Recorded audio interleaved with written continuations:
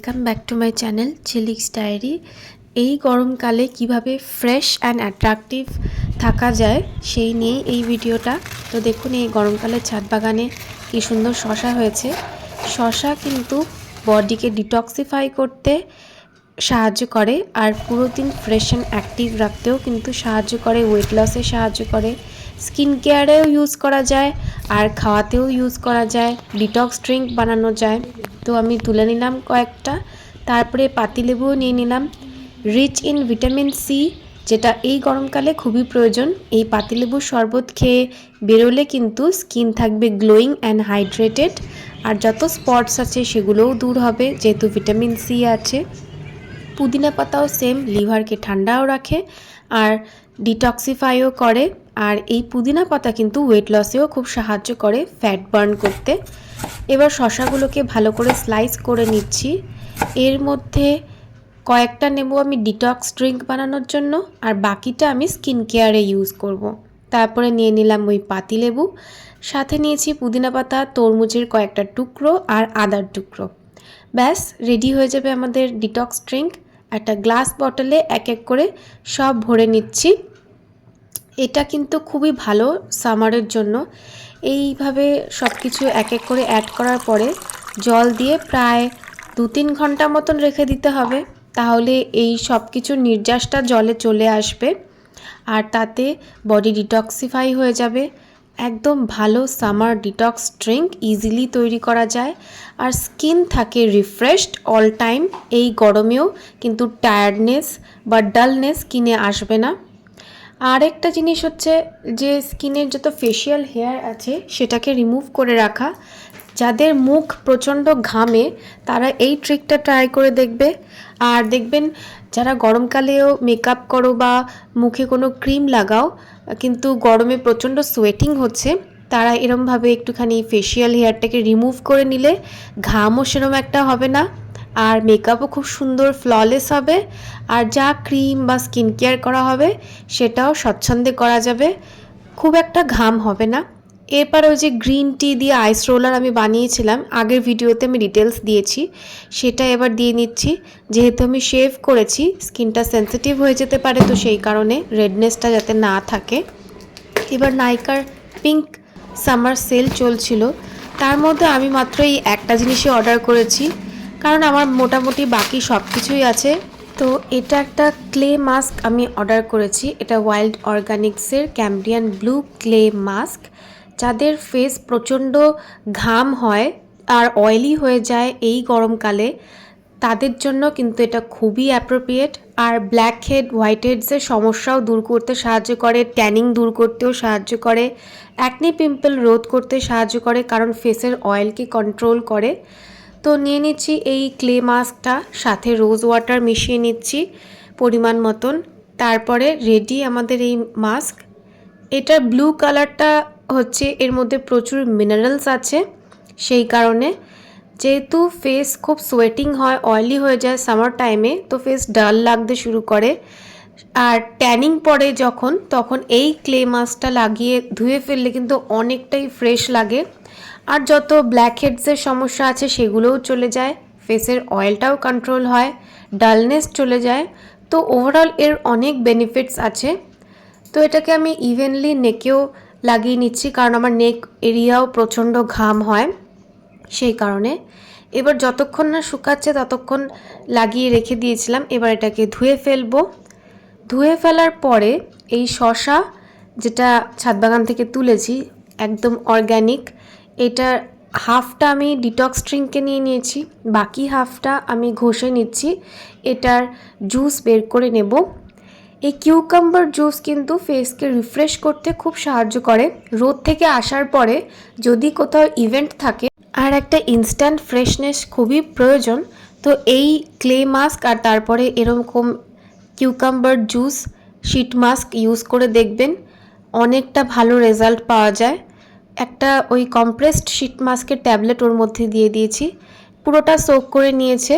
এরপর সেইটাকে আমি ফেসে ইউজ করব।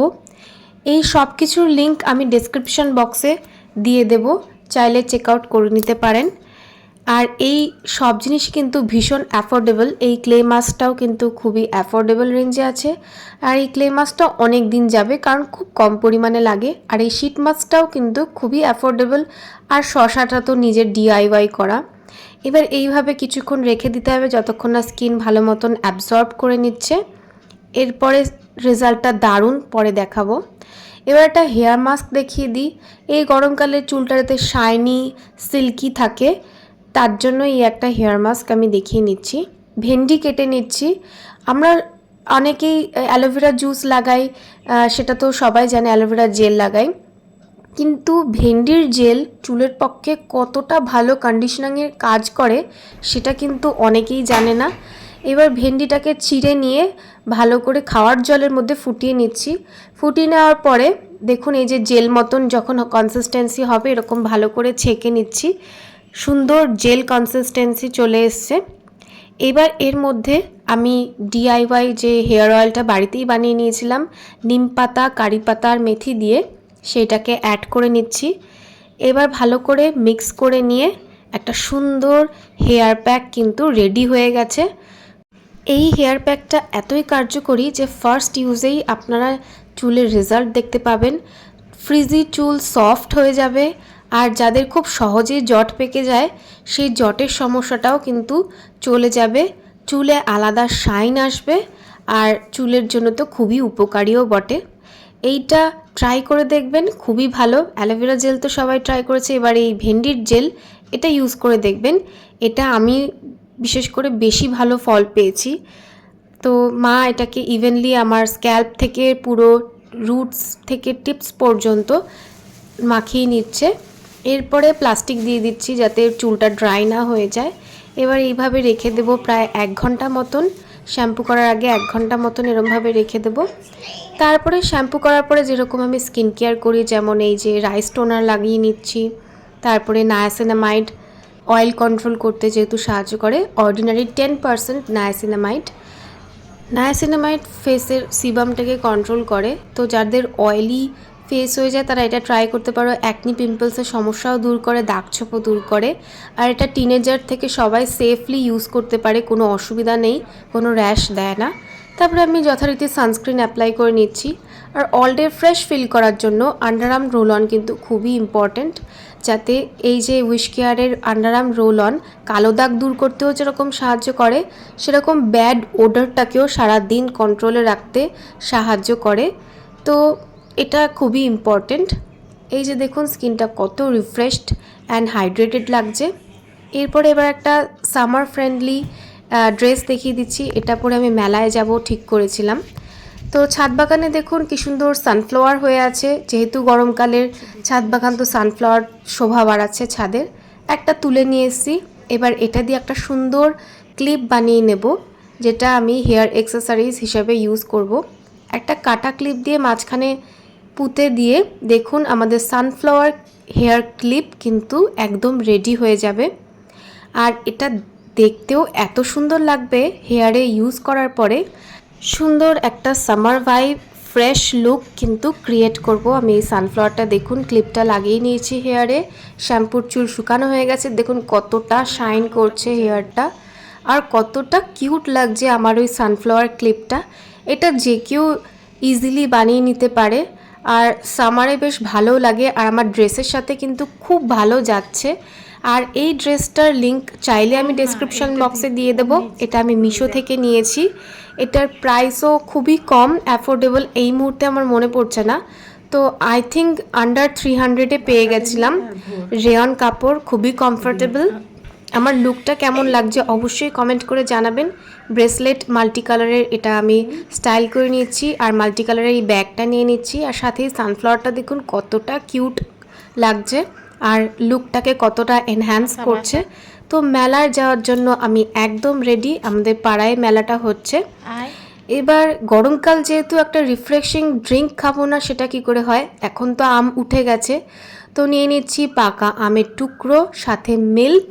তারপরে নিয়ে নিচ্ছি ওটস 2 কাপ মতন, এই বাটির 2 বাটি মতন, ছোটো বাটির 2 বাটি মতন ওটস নিয়ে নিচ্ছি ব্লেন্ডিং জারে। আমি কিন্তু কোনো চিনি ইউজ করছি না, কারণ আমটা এমনিতেই অনেকটা মিষ্টি। এবার আইস কিউব দিয়ে নিয়ে এটাকে ঢেলে নিচ্ছি। খুবই রিফ্রেশিং আর খেতেও জাস্ট দারুণ হয়েছিল। এখন দেখে আমার এখন আবার লোভ লাগছে। জাস্ট অসম ছিল এই ম্যাঙ্গো স্মুদিটা। পেটও অনেকক্ষণ ভরিয়ে রাখবে, রিফ্রেশড অ্যান্ড এনার্জেটিক এই সামারে বজায় রাখবে আমার এনার্জি। তো এটা একটা সুন্দর এনার্জি ড্রিঙ্কও হয়ে গেল। অ্যান্ড ইয়েস, এটা কিন্তু ওয়েট লসেও সাহায্য করবে। একটা ভালো ব্রেকফাস্ট রেসিপিও কিন্তু আমি দেখিয়ে দিলাম। তো ভিডিওটা করছি আমি এখানেই এন্ড। যদি ভালো লেগে থাকে তো চ্যানেলটিকে লাইক করুন, শেয়ার করুন, সাবস্ক্রাইব করুন আর কমেন্ট করে জানাবেন যে কেমন লাগছে আমাকে। Thanks for watching, by.